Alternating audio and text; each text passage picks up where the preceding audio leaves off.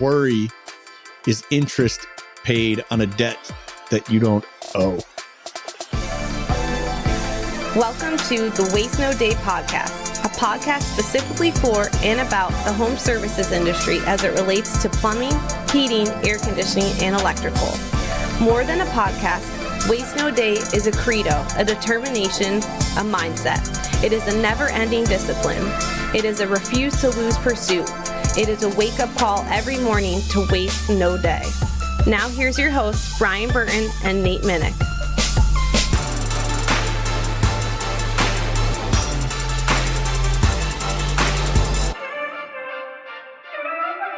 Hey, welcome to another episode of the Waste No Day podcast. Your host, Nate and Brian, hanging out with you again. Looking forward to another great episode. This time, we're going to be talking about the silent killers of success. And I bet you're wondering what those are.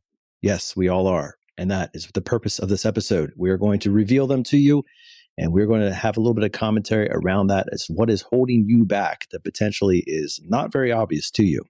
Looking forward to that subject. As always, we'll get to the meat of the content right after a little bit of an introduction with just the two of us. We're going to start it off with a quote from Brian.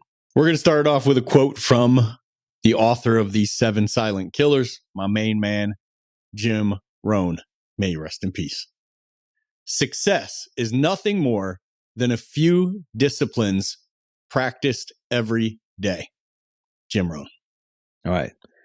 Sounds like he's setting up for the little behaviors lead to the big wins.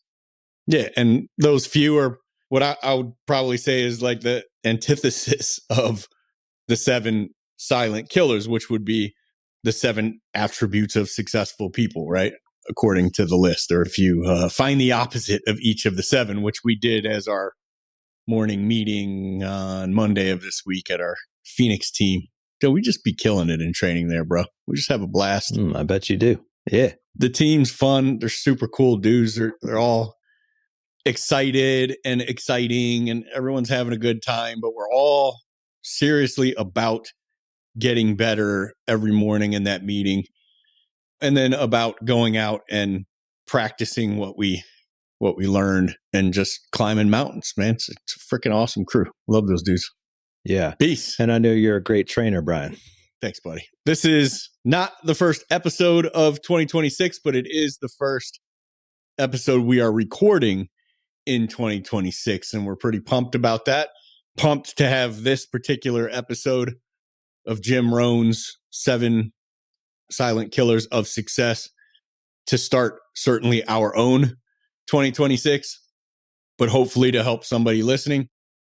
And that brings me to what I wanted to chop up in the intro, which has nothing to do with Jim Rohn or his list. But I will say this will cause all 7 very quickly, very easily. The NESARC, N-E-S-A-R-C, National Epidemiologic Survey on Alcohol and Related Conditions. Okay. Was a nationwide in-person survey of United States of America adults conducted by the NIAAA, which is the National Institute on Alcohol Abuse and Alcoholism. Probably should be 4 A's there. This is more letters than a Detroit high school education. Just saying. You're going to have to text me the joke because my education didn't go far enough to get the joke there. Yeah, so good one, buddy. That's what I meant to say. Thank you.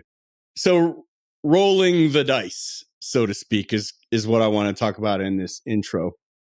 And it's probably going to make some people uncomfortable. Whenever we have this conversation on this show, I will get negative feedback from people who cannot help themselves from hitting me up somewhere on social media and saying, I've been drinking every weekend for 42 years and never had a problem. I don't know what, blah, blah, blah, blah. Like, okay, cool.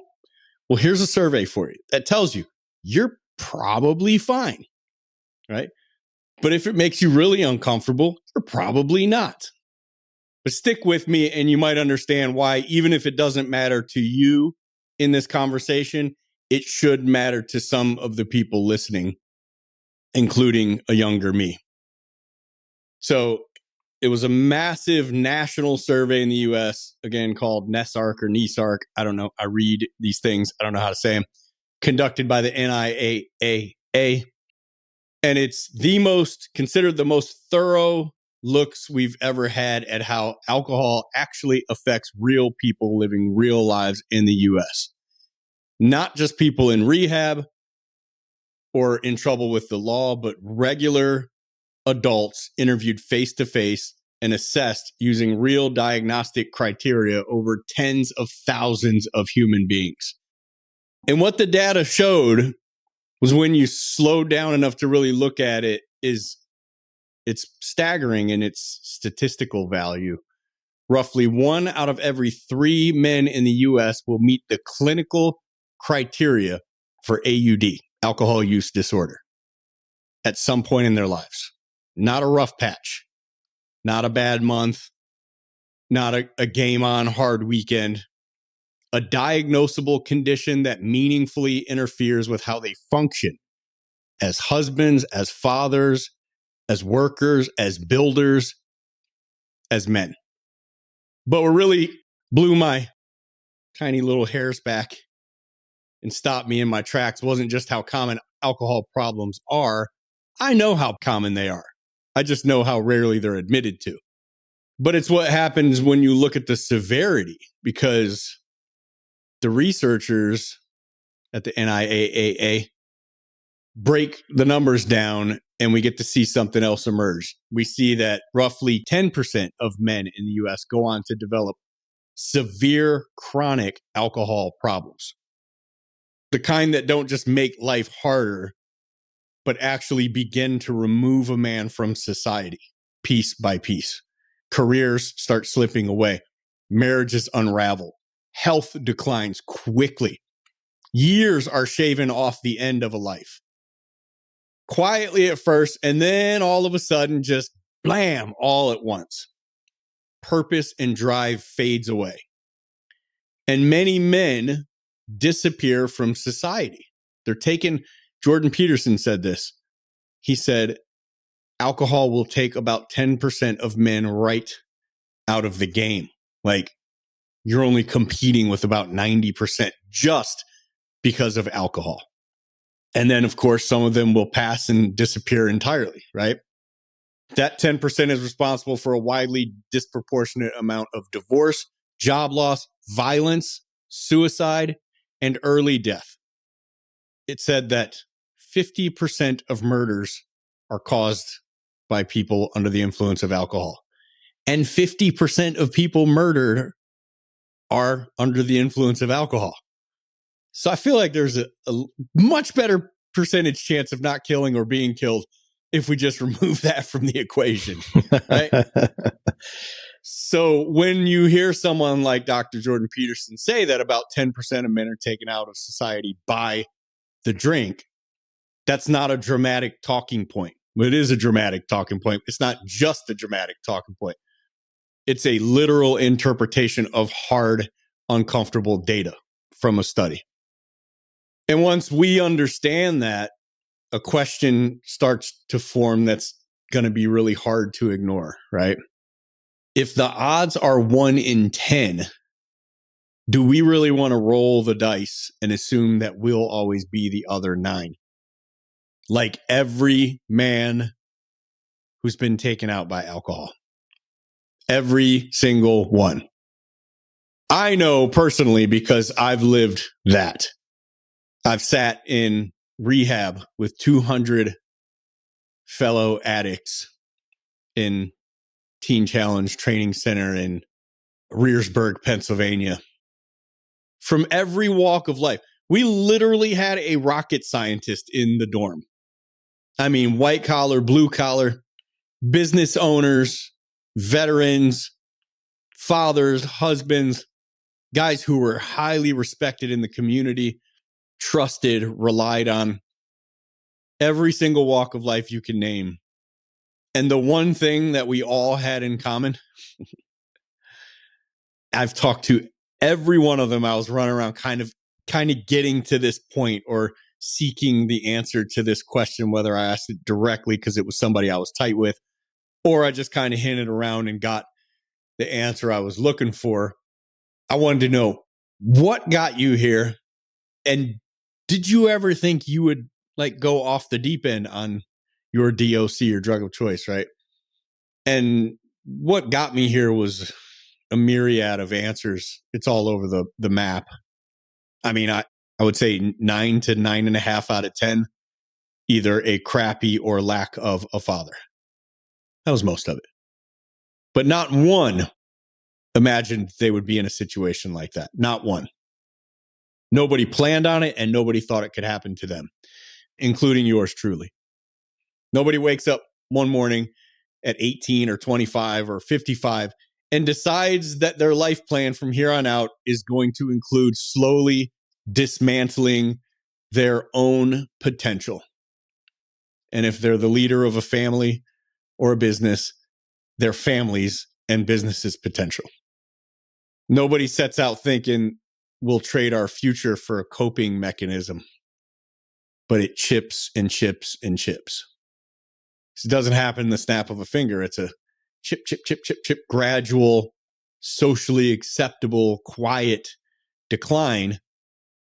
A drink to take the edge off after a long day, celebrate a win, help us sleep, feel normal, be a little more socially acceptable.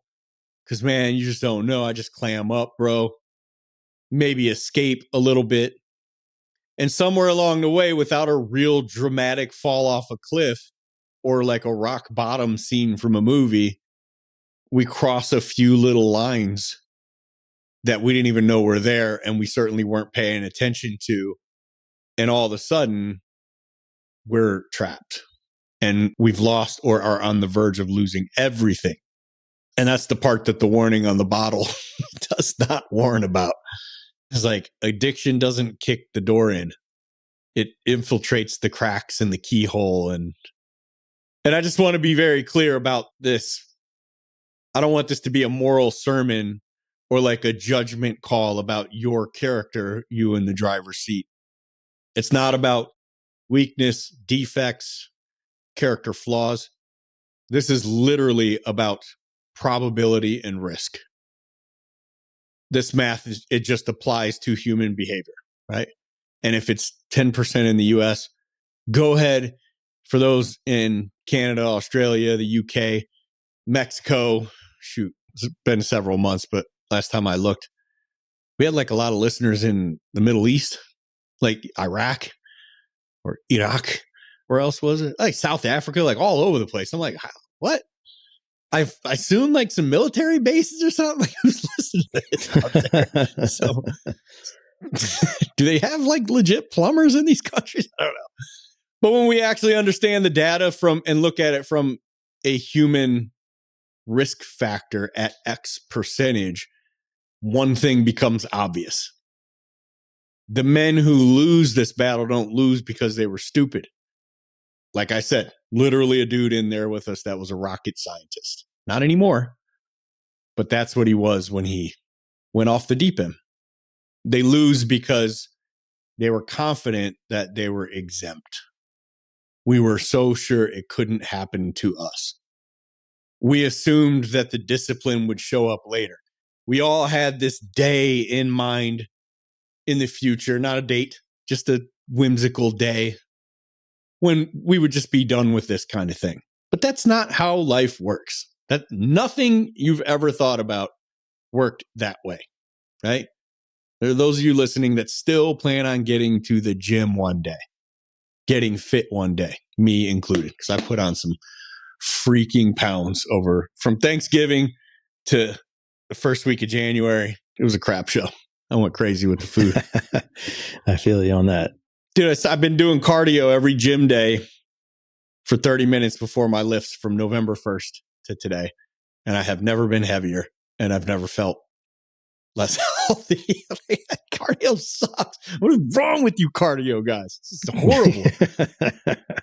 But we all assumed self-awareness would save them, and we were different and looked really lowly down on the afflicted with addiction. Like, ugh, glad I'm not like that. And that assumption might be the most dangerous one a man can make, right? Or a woman, because the numbers were lower, but only by a few percentage on both surveys. Because alcohol doesn't care how smart we are. It doesn't care how hard we work. It doesn't care what our intentions are. It doesn't care about our family, our goals. It only cares about repetition and access. And statistically speaking, enough repetition plus enough access will eventually catch 1 in 10 people slipping and pull the rug out from under us. So the real question isn't whether this ruins our lives today.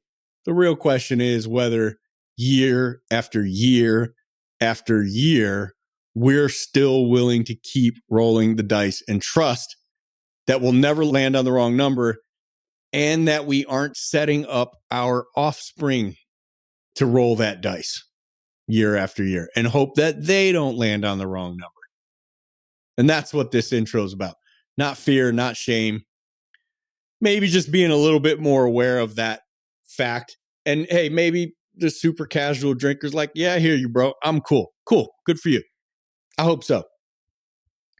But maybe somebody thinks they do flirt a little too hard with this. And you hear these kind of statistics and say, it's time to back off. Like I can't say that. You literally can't see a future where you're an addict. Like it's not conceivable, but it's a possibility. But you know who's taken out of that survey? You know who didn't even get surveyed? People like Nate Minnick here. How many drinks of alcohol have you had? Number one. Number two, how many of them did I get you to do? I want to say 3. Somewhere. And I got you to do 2 of them. Yeah, like 3 to 7. Yeah, probably. I drank champagne with your wife once. I told you to try some tequila with it. I got you to drink a sip of a Blue Moon at an Eagles game. I got 2 huge Blue Moons at the Eagles game. It was their last regular season game before the playoffs in 2017 when they won their first Super Bowl. And I got you to get a cup. I'm drinking mine. You literally were like, I mean, it was like watching Shaq eat ghost pepper chips. If you've never seen that video on Hot Ones, it was funny. It's like the funniest thing I've ever seen. But Nate could not believe that I was drinking this for pleasure. Like he was so grossed out. So I got 2, which was fun. And then we got you to drink 3. We got you to drink some Prisoner, some red wine at a nice dinner. And then you drank on some 15-year-old Pappy Van Winkle at a little celebration we had. I did give that a try, yeah. I did not. I had quit drinking by that point, and I was not happy about it because that is an expensive bourbon. Anywho, but why? Because Waste No Day isn't just about grinding harder, I feel like, or just about earning more or building something impressive from the outside, but I think it needs to be about protecting the man or woman that we are trying to become on the inside. And as we talk about the 7 secret killers of success, this one will very quickly give you all 7.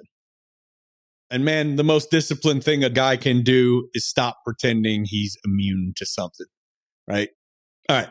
Anywho, let's get into Jim Rohn's 7. Enough of my 1. Well, would you like to highlight anybody today, or you just want to keep rolling, Brian? I always want to highlight somebody. Well, I appreciate the words of caution there, Brian. I think it's a great summary of things that we should be considering to start this episode as well as to start this year. And if those words struck home for you, then we highly encourage you to really take action on that. And even if you're not in the warning zone, as you might say, I think it's still, the question is asked, like, is this propelling me to become a better version of myself, or is it holding me back? And for some, like, I do believe the answer can be neutral. Like, I think that does exist, but many of us live in the extremes. Yeah. And even if you don't, you're always heading in a direction anyway. And I think it is on a long enough timeline, anybody's capable of becoming an addict. But like, what do you want to be addicted to? Maybe we're all just going to be addicts, but what do you really want to be addicted to? How about the best version of you that could possibly exist, right? And I think everybody knows the best version of you that could possibly exist, even as you see him or her in the future, it probably doesn't involve alcohol or recreational drugs. It probably doesn't. But anywho, enough of our sermon. Well, who are we highlighting today, Brian? I am thrilled to read this review. Yeah. We are highlighting my main man, a life-changing podcast and CEO, and it's cut off. You only get like 3-4 words. Sorry, guys. 5-star. Waste No Day isn't just a podcast. It's a movement for those of us in the trades who want to be better every single day. I had the privilege of attending the Waste No Day boot camp, and it was an incredible experience. Brian and team truly care about helping us grow, not just as professionals, but as people. He goes above and beyond, even giving back to us on his wife's birthday, because that boot camp was on Amelia's birthday. I got everybody to turn around and yell happy birthday to her. If I had him sing, sure she would have. She loved that, I'm sure. Thrown something. Yeah. That level of dedication speaks volumes. This podcast itself is packed with real, actionable advice that's helped me sharpen my skills, mindset, and approach to the job. If you're in HVAC, plumbing, electrical, or any home service trade, this is a must listen. Can't recommend it enough. Danny freaking Jones. Man. Yeah. Appreciate Awesome that, Danny. review. It's very nice. This was 11 months ago, which is wild. This would have been like, I don't know, probably like March of 25. We stayed in touch after that boot camp, and come probably August, I approached Danny about, well, actually, he kind of jokingly sent me a text like, you guys hiring? I don't think I replied at all right away, but over the next few days, I thought about it, looked over our text conversations, and kind of remembered him being a big help with that boot camp. You know, that's the first time we met, learning the material quickly and helping others get it. And I just saw a leader in him, not to mention the fact he's been a general manager of a successful business. And I reached back out and said, as a matter of fact, I am. And he is now our vice president of operations here at our Phoenix, Scottsdale, Benjamin Franklin Plumbing. So love the review. Oh, yeah. Got to make sure he doesn't update that now that he knows me in person. But yeah, he just freaking moved out, man. He packed up his stuff and moved it out, put it in a storage locker, and he's here. Joined us for Thanksgiving dinner and Christmas dinner, as it were. So yeah, it's been a good time.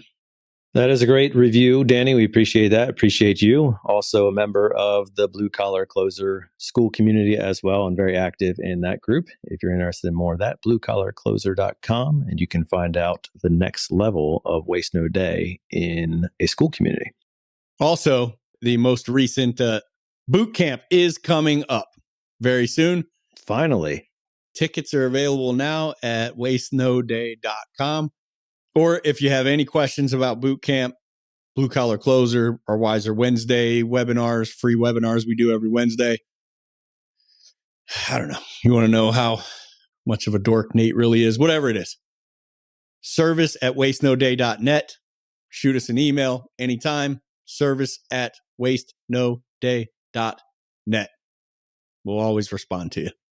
Yes, on that last matter, I don't think there's much of an open debate anymore, Brian. So probably won't get a lot of requests about that. I don't think it requires much of a debate. So, but here's something that's going to be interesting. And that's the meat of this subject as we get into a conversation directed by the ideas of Jim Rohn. And we're talking about the 7 silent killers of success. And we're going to start off with the first one, which just happens to be indifference. Indifference. I am indifferent to this, right? That's so much worse, I would say, than even being like ice cold and hating something. Like if you're just not in at all, you'll make an abrupt change, right?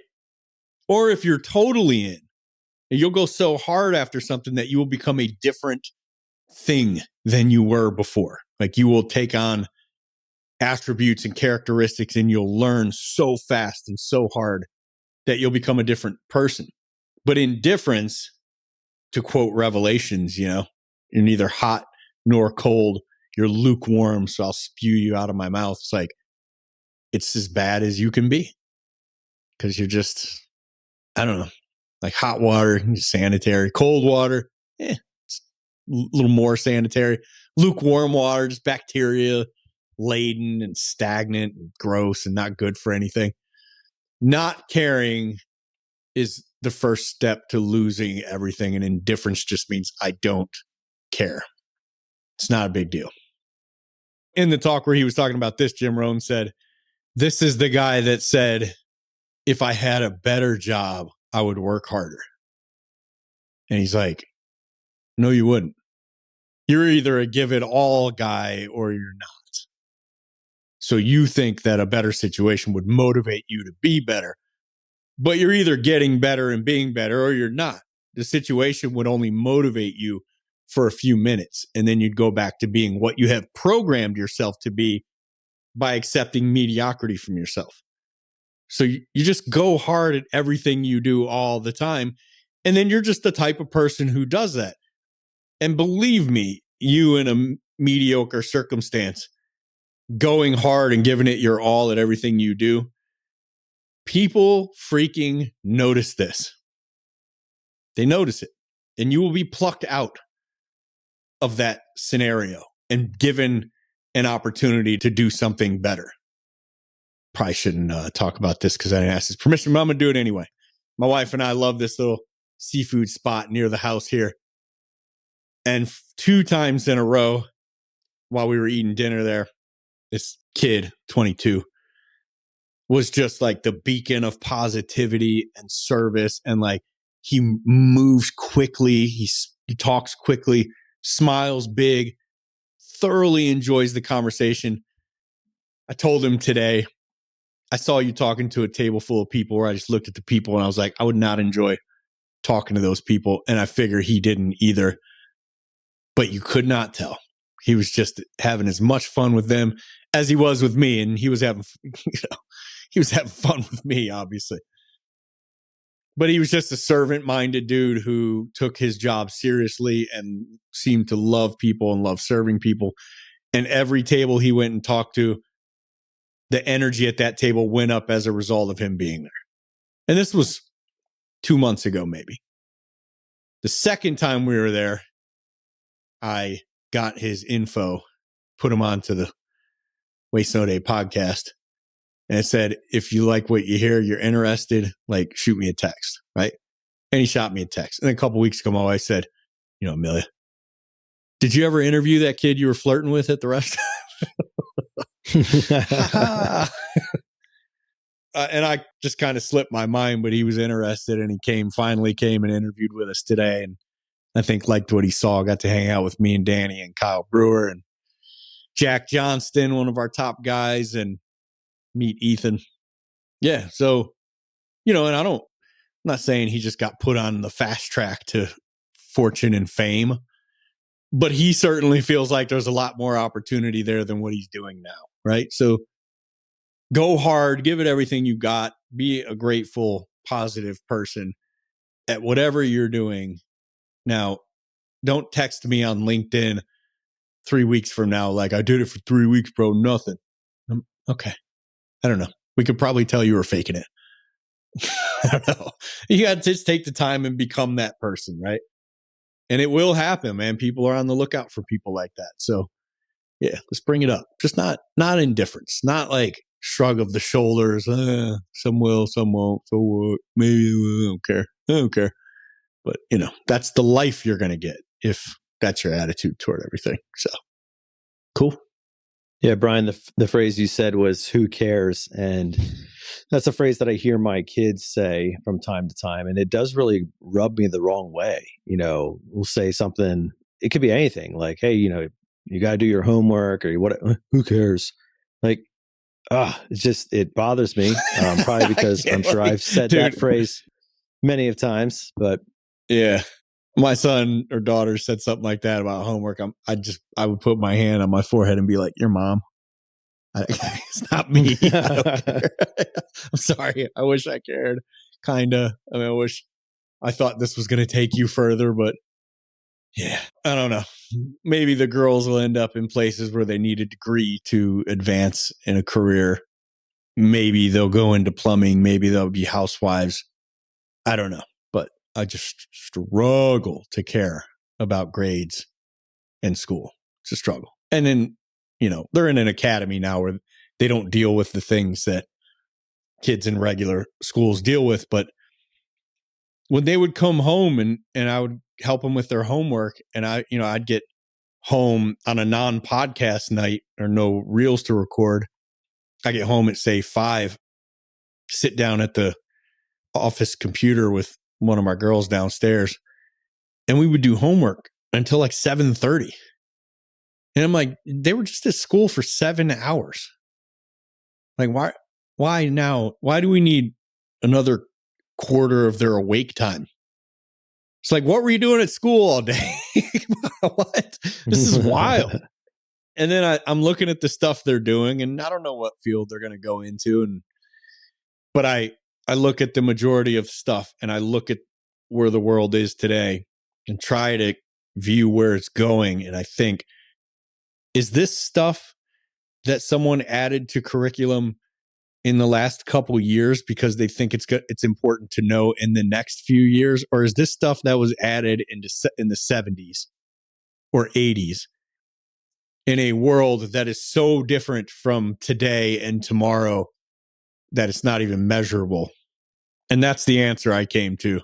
And that's why we ended up going to Acton Academy, which just does things different. Yeah, children will say who cares with their mouth, but adults will often say who cares with their actions. And that can be all the more painful because it's cloak and dagger and it is silent, but it has an effect. And another thing that can have an effect is indecision. And that's one that you can see in both adults and children specifically, where it's just they get stuck in a choice and they can't commit and they don't know. And, in children, they might show it in an immature way where they're literally panicking or crying or just agonizing over what they should do. Like I think of my daughter, she had a birthday party on one of the days that we were supposed to have a family get together for Christmas, and it wasn't originally planned that way, but the family got sick, and so it had to push. And then she's like agonizing over like which should she go to. She wants to do both, and there's just no right decision that can satisfy. And then you take that into the adult version, and there may be calmer reactions, not always, but there might be more mature ways of displaying things, but the indecision can remain the same. And usually in adults, the impact of the indecision can be magnified significantly more than as a child.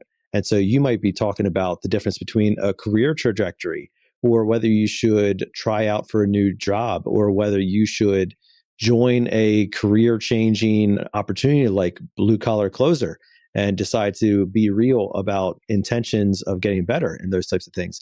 There's indecisions in all areas of our life that we can get stuck in, and they often have consequences. Not every single time, but they can have consequences. And it's the indecision piece that gets us in that neutral place. I remember Brian, our former boss, Scott Rohr, I don't think the quote's original to him. I think it might be Ben Franklin, but like, it's sort of like that Yoda quote, like do or do not. There is no try. Like either go all in or go all out, but like don't just sit there. So it's kind of like indifference, but it's the action or the inaction in this case that attaches to indifference and keeps us in this place of I'm not sure, I don't know what I should do. Yeah, most people don't fail at anything really. They just never decide to do it, which is a protective move, right? I don't decide, therefore I don't fail.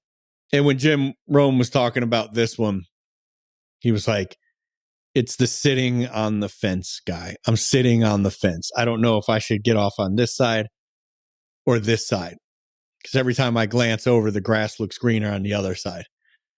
And he said, one thing I can promise you is it's more comfortable off the fence. And the quicker you hop down on one side, the quicker you'll learn whether it was the wrong side or not. And the more time you'll have to get to the other side. So indecision's a killer in a sales career, because it's like we get, and this can feed into one of the other ones too, but we get protective of our ego and don't call a shot a big shot. We just did the selling techs, and I just did 2026 goals recently.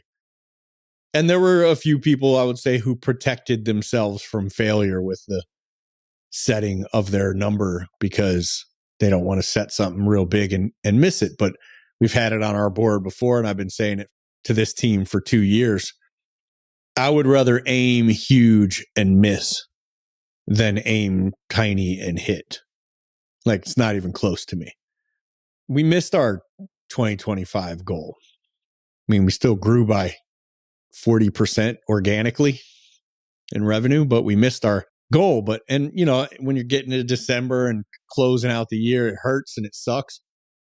But I forgot. I don't even remember that we missed it. Like, who cares? Right? But what if we had set it to only grow 10% when we were growing 11 and felt great about ourselves, but only growing 11? Right? And I actually listened to, I'll say, your Waste No Day episode with Dr. Ben Hardy again this morning, or half of it this morning, with my son Ethan, which was just such a phenomenal interview. I mean, it was such a killer job interviewing him, and by him, a killer job of bringing his principles and fundamentals and everything he's learned throughout his life into being a tech, a salesperson, a manager, and an owner in a home services business. It's just a phenomenal episode, but it had me thinking too, like, aim big and use the thinking that you'll have to use to hit a goal that big, and watch how much different you become versus aiming for tiny incremental growth and hitting it just by osmosis. Like, so what? What did you have to become to hit that? Nothing. Or if you fail, imagine failing at a tiny goal. Well, now I'm going to feel like a failure, right? But I didn't feel like any kind of failure, man. I feel like our team didn't bust our butts to hit that goal and do everything we had at our disposal to hit it. It's a preposterous amount of growth that we set for, just like we did the year before, except we hit it. And just like we did for 2026, but we will hit it. But it's just how we roll, right? We don't think small anymore. So decide. Set that freaking number, man. Yeah, absolutely, Brian. And part of the reason that we can get into a place of indecision is the next one, which is doubt. So sometimes you get stuck over 2 good decisions or 2 bad decisions. Sometimes you get stuck over the fact that you're uncertain, or you don't believe in yourself, or you don't believe that the opportunity or whatever, like ... Doubt is clouding your mind, or is holding you back, or is preventing you from making that decision. So it's a nice partner or a nice sidekick to the second one of indecision. But the third one is doubt, in another silent killer that can really hold us back. Yeah, the common misconception is that the doubt is protecting us. But I find more times in people that I mentor and work with that doubt doesn't really protect them as much as it paralyzes them. Typically, we're not using doubt to protect ourselves from a catastrophic move. Almost never in what we're talking about. And what we're talking about, we are protecting our ego. That's it. I don't want to set it so high, and this is the one I was saying that indecision can kind of fall into doubt. I don't want to set it so high, go public with it, try my best, and fall short, and then have to eat crow or be looked at as a failure. Well, there are a lot of people listening to this that respect Nate and me. How'd you guys do for your budget goal 2025? Did you hit it? Crushed it. No. All right, pipe down, bro. Nobody's talking to you. Congratulations. I didn't know. Actually, we haven't even talked about it. I didn't know. It was a good year. Yeah. Nice. Congrats. Good for the team. Yeah, we missed our goal, and I don't care. I can't tell you how many times I've missed revenue goals when I was in sales. Like, happened all the time. Rarely did I miss the revenue goal that was set for me by the team, but my goals never looked like what the team had set for me. Mine were much bigger. I was looking to change my family's lives by what I was going to do this year. Not see some incremental growth that makes me a little more comfortable. Right? So we miss, sucks. We lick our wounds quickly and set another preposterous goal and get after it. Got 12 months to figure it out. Yeah, and don't let doubt get in the way. And a few degrees off doubt is actually the fourth one, which is worry. Now, there's different variations of worry. Sometimes worry is an element of doubt. The reason that you're doubting is because there is a worry of what if, what will, what won't, and all the things that could possibly happen. But then there's just general worry too, which we had Tommy Mello on here recently. And man, he awesome episodes, 2-parter. Definitely, if you missed it, go back and catch that. But some of the things that really stood out to me is he intentionally refuses or does not allow himself or frankly other people to bring worry into his life. He openly admitted that it is a problem for him. He can go to a dark place quickly and he can get stuck there and stay there. And he knows that is not only a challenge, but also a danger zone for him to get sucked into that. And so he has gone so hard the other direction that he won't even allow himself to get to a place of worrying, and he won't allow other people to bring worries to him unless they absolutely have to be addressed. It is I'm not saying he's putting his head in the sand or anything like that. I'm just saying that he has intentionally decided to remove worry of the small things and the trivial things and the things that really have no bearing or no matter from his world, even to the degree that he also removes some things that many business owners would say, well, you should be worried about that. You should be worried about whether the economy takes a downturn. You should be worried about whether one of your employees wrecks his van while texting. You should worry about that. And I don't want to speak for Tommy. I'm sure he has those thoughts, but I think it was well said that he intentionally makes sure that those are not the focal points of what he is working towards, because he knows what it'll do to him. It will hold him back, and it will be a silent killer to his success. Rarely silent, that one though, right? Worry. It's usually vocal. Yeah, I loved what he said there, because that one resonated with me probably more than anything else he said on those 2 episodes. Because he was like, man, the team knows not to tell me somebody stole some material or was caught doing side work or wrecked one of our trucks. He's like, just deal with it. Whatever has to happen, deal with. Don't bring it to me anymore. I'm not there anymore. So they don't need him to handle it. So don't bring it to him, but let him come down in front of the team and get everybody hype and ready to roll and motivated, right? And get some nuggets of wisdom and knowledge that they can go use on their calls. And that's where he needs his headspace to be. And that's real, man, because worry is, I forget who said it. Might be a Benjamin Franklin quote, but I'm not positive. Worry is interest paid on a debt that you don't owe. And Jim Rohn kind of went off on this when he's like, this is the worrier. Oh, he said, I had to change this, and it was one of the hardest things I ever did, but I was a worrier. He said, not a warrior. My family wished I was a warrior. I was a worrier. I wasn't out there fighting battles. I was sitting back thinking about what bad things would happen if I did. And it's one of the hardest things he said he ever did, but worth it. He said, it's not easy, but it's simple, and it's worth it to stop being a worrier and to take your thoughts captive and steer your ship the other way when you start going down that path, because worry is you can read it on a person. You don't really want to be around the worrier. You want to be around the optimist, the gratitude person, right? This one kind of feeds into another one as well.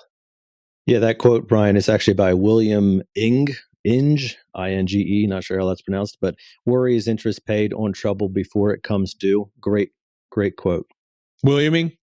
He's in the act of William. He's Williaming. Well, I know William was a verb. Yeah, there you go. Another part of worrying, Brian, or something that can be the result of worry and really the result of a number of these things, including indecision and doubt, is the fifth one, and that is over caution or being overly cautious. And this is the one that I'm a little afraid might cut a little deep for me. As you know, Brian, I'm an extremely fast starter. I charge forward. I bust through doors without asking questions. Right? What? Just kidding. If I bust through the doors and then Nate sits down and starts putting them back together. If you haven't been listening long enough to the Waste No Day podcast. But overly cautious is definitely something that's more aligned with my personality. I'm a slow starter. I'm a think before you do. Generally, I am a let's analyze before we execute. Right? I am definitely an aim, fire, shoot guy. Right? I am not the other way around. And so while that does have its strengths, it also has its weaknesses. And one of those is being overly cautious, where I am going to be too slow, or I am going to not go far enough, or I'm going to avoid potential risks. Even if they have really strong upsides, I might avoid them simply because of my nature and the way that I view life. Now, that's something I have to push against. Other people might have other things, but overly cautious is definitely a possible silent killer to success. Yeah, I'll concur. Nate is definitely that, and has that. I mean, on one side, it's an issue. On the other side, it's a strength. Like the Colby Index is a personality trait profile test that you take when you join EOS. And it shows, I think, like 4 things, but the first one is quick start, and the second one is follow through. I have a 10 out of 10 in quick start. It's as high as it can possibly be. Risk averse is barely even in my vocabulary. Like, bring it. Novelty, risk, I'm in. But my follow through is a 3. So, like, I'll get the troops to charge, but you don't want me planning and mapping out the battlefield, because I'm going to fall asleep or start playing a video game or do push-ups, get a push-up competition going or something. Versus Nate, where it will take a long time and a lot of convincing, although I don't do that anymore. I just say, we're going this way, and I start walking. And then Nate will put the plan together, as we walk through the door. But then he'll follow through.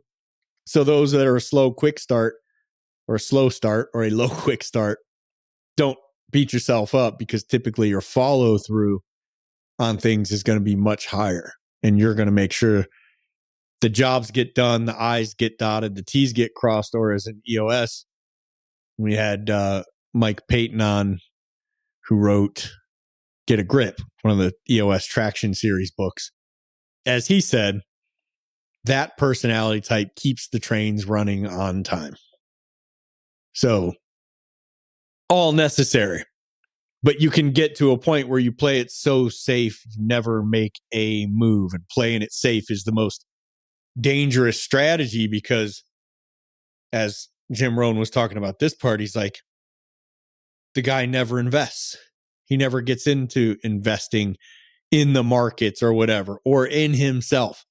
This guy will never spend money to get himself better, because all he can see is the possibility of parting with money, not the future, which is the ability to dramatically raise your income.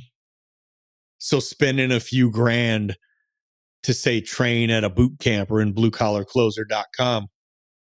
We were having a conversation about, like, if we do some like social marketing or something on Blue Collar Closer, can we really say people can expect to double their income? And I started going back through text messages and posts made in there and boot camp posts. And I'm like, I would get a hold of some of the people that posted dramatic results immediately, half a year later or whatever, and be thrilled to hear that the majority of them never went backwards. They stayed where they got or kept growing.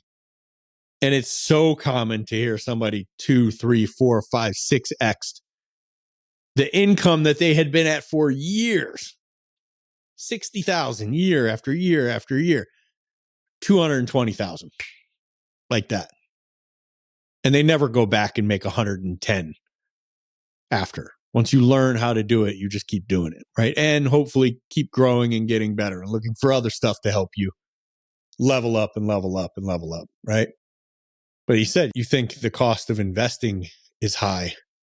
Wait till you get to the end and realize the cost of never having invested. And that usually looks like people around you did invest and they got better by orders of magnitude, while you either got slightly better or stayed exactly the same. And you just got blown past. And all you can tell everybody is how lucky they are. But I remember Colin Powell? I think Colin Powell said that indecision has cost the United States significantly more than the wrong decision would have. So yeah, make a play one way or the other. Just don't sit on the fence. Yeah, don't be too cautious, because one of the side effects of over cautiousness or that type of mentality is the sixth one, and that is pessimism. Because you get to a place where you become so cautious that you actually start closing in, right? So like you're so cautious, you're not risk taking. Okay, so that's fine. You're not risk taking. You justify it in your mind. Well, yeah, I'm just not a risky guy. Okay, so then you step back a little bit. I'm more of a cautious guy. I'm a strategic thinker, right? And you execute there for a little bit, and then maybe get burned a time or two. And you're like, okay, well, we need to take another step back. We need to be a strategic planner, because we can't keep having these mistakes and these fallouts and these problems occur. So we need to keep coming back. And every time you get burned, you get this attitude or this feedback that the risk did in fact come true, and the world out there is risky and painful and hurtful and will cause me damage and those types of things. And so you keep stepping back and back and back, and you get to a place where you are closed off to so many things that you think the world has become a negative place, a negative world, and you become pessimistic.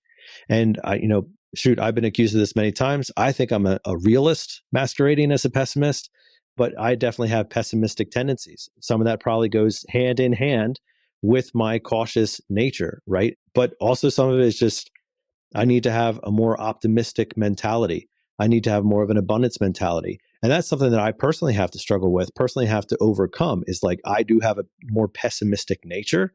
And so I need to be looking for the up. I need to be cautious about going down dark rabbit trails. I need to be very aware of where my headspace is. And then how that is, even if I think it's all up here, even if I think that I'm just keeping it inside, my demeanor can waft off the scent of pessimism to those around me without me having to say things, or without me even thinking that I'm saying pessimistic things.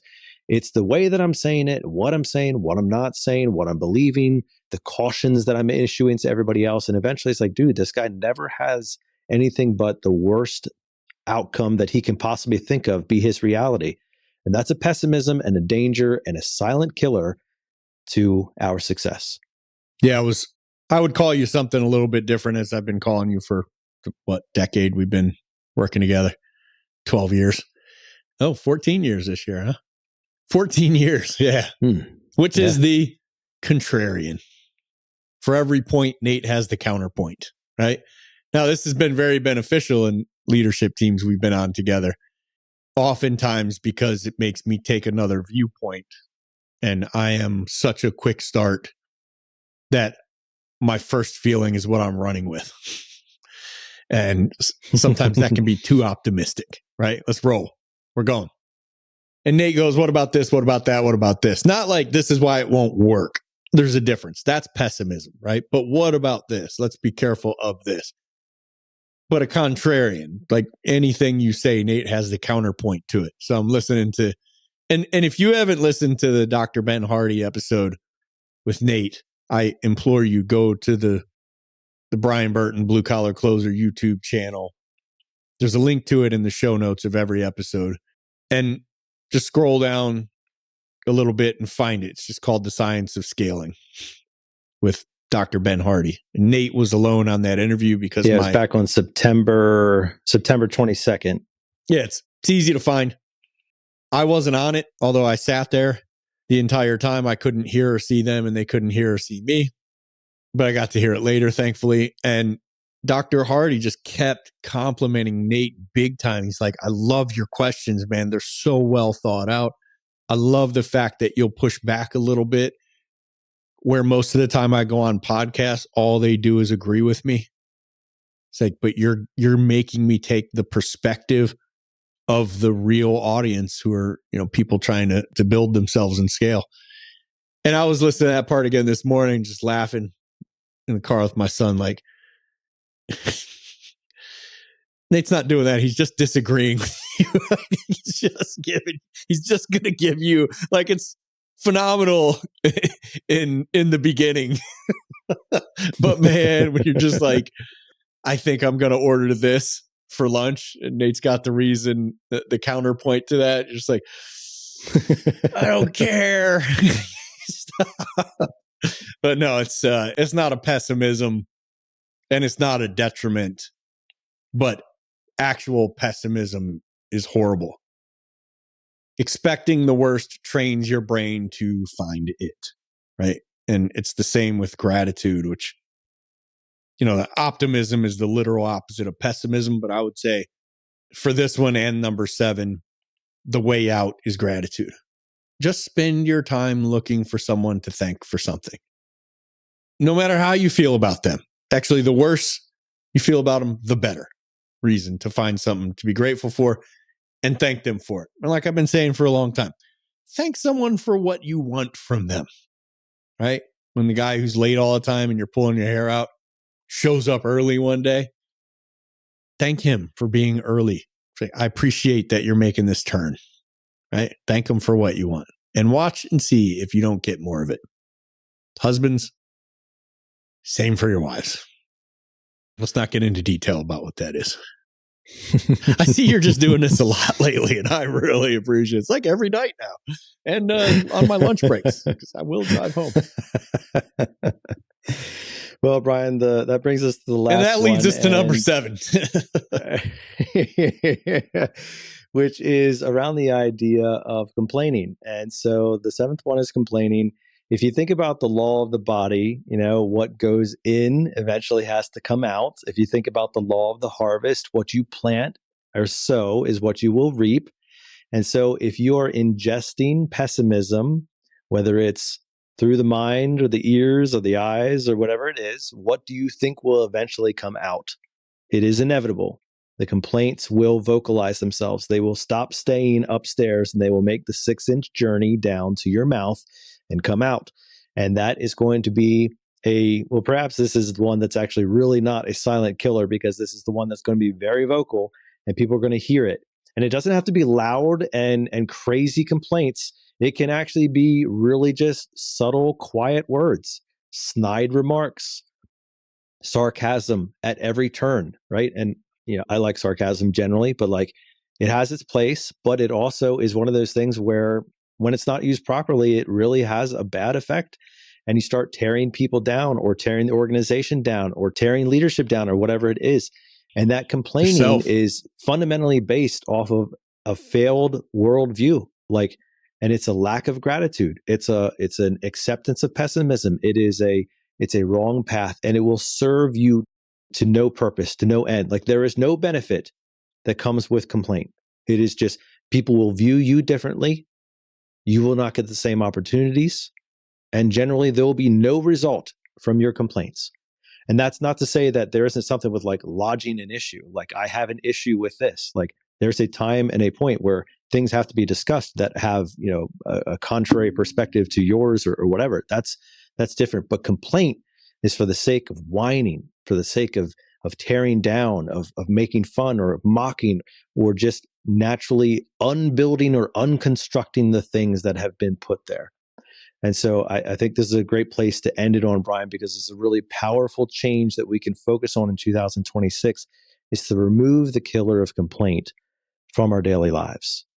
Yeah, Jim Rohn had a lot to say about this one, but I'm going to take it back to Joe Rogan on this one, because I call it the problem for every solution guy. But a couple years ago, I saw a video of Joe Rogan going off on this person, and he called them the I can't catch a break guy. Oh, woe is me. Complain, whine. Everything sucks. Everybody sucks. They're all out to get me. And I don't want to go so hard on this that you don't see this in yourself, or I don't see this in myself, because it's not typically that blatant, but it's enough It's certainly enough that if your life is just comprised of reasons to be blue, that's enough for me not to be around you. You will find me severing our conversations and our time together. And I don't want to be around it because I'm, like Tommy said, I'm too susceptible to it. I want to be around, as Joe Rogan said, that the I can't catch a break guy, keep them the F away from me because I don't want to hear it. Everybody has tough breaks. Deal with it and get over it and get on with it, right? But he said, yeah, I can't catch a break guy is the peeing on your fire. Like they're not helping you. They're just dousing your fire, putting out your flame. And I feel that personally. Whereas the fuel people, the frickin' Tommy Mellos of the world, the Danny Joneses of the world, the people that are running around like being hype and fist bumping and going, yeah, we got this. They are pouring gas on your fire. They're fueling your flame and making it bigger and more consuming and making you believe in yourself more. Surround yourself with those people. And if you struggle to get around those people, go ahead and for your sake and our sake, assume that it's because you are a peeing on the fire guy and knock it off. Catch yourself complaining or being down on something or somebody else. I don't want to say keep it to yourself, like curl up in a ball and no, knock it off. Find something to be grateful for and tell somebody about it. Gratitude. That's what changes. Certainly the last two, maybe all seven, man. Just run around finding reasons that you're blessed and lucky and you caught all the right breaks and you're on your freaking way. And one of my favorite things Jim Rohn ever said, it's a short video. I posted it on my socials a few times. If this isn't gratitude and the right way to be, I don't know what is. He said, somebody asked me, why do you get up so early? And he said, if you were going to do what I'm going to do, you'd be getting up early too. If you were going to meet the people I'm going to meet, you'd be getting up early. If it was stacking up for you the way it's stacking up for me, you'd be getting up early. And man, I caught that for the first time 2 years ago, right before I moved to Phoenix and moved to a 3-hour time difference. It's 3 hours earlier. And instead of getting up at 4:30, I immediately started getting up at 3:45. Like it was too easy. It was hard to sleep that long because of the time difference. But I just said I'm getting up at 3:45 now. And it was partly because of that video and me thinking, whew, life's got some cool turns heading the Burton family's way real soon. No, I didn't know that for sure. But I know what I'm going to set out to make happen. 2026 is going to be a big, huge year for us. And I mean Nate, and I mean everyone listening to this. I can see the future. And I'm telling you, you in the driver's seat, 2026 or whatever year you happen to be listening to this is stacking up to be a huge year for you. Get up early, high five the person next to you, wake her up, him up, and say, yo, it's going to be a big day. And it's leading to a big week and a bigger month. And this year is going to be freaking awesome. It's stacking up in our favor. It's our year. And go and move that way and behave that way. And watch and see if it doesn't. That's a great place to leave it on, Brian. Very inspirational. Here's the 7 once again to make sure that you have the silent killers removed from your life. First one is indifference. Make sure you don't have that. Indecision, followed by doubt, then worry, overcaution, pessimism, and complaining as we wrapped it up. Great show today. We hope that you did enjoy it and that you found some inspiration. Let us know which one of those 7 really stood out to you, or perhaps it was the introduction and you're looking to make a change around your consumption of alcohol or other things that are controlling you this year. We would love to know that, and we would love to see some accountability in your life. So we invite you to invite somebody into your life who will hold you accountable to those changes. Maybe you want to become a less complaining person. Maybe you want to be a little bit more risky this year. Maybe you want to focus on having better decision making. Ask accountability partners to step into your life and hold you to those decisions. And we hope that it's going to be a great year for you. We know that it will be because you're listening to this podcast, not to say that we have all the truth or all the monopoly and all the great things, but we do believe that we bring a weekly content that is inspirational and that is applicable to your daily life right now. And so driving to your call right now, or heading into the shop, or driving home to the missus, whatever it may be, we thank you for listening. And we challenge you to not just listen, but to apply. And that's where we'll leave it for this week, as we challenge you to continue to wake up each and every morning and waste no day.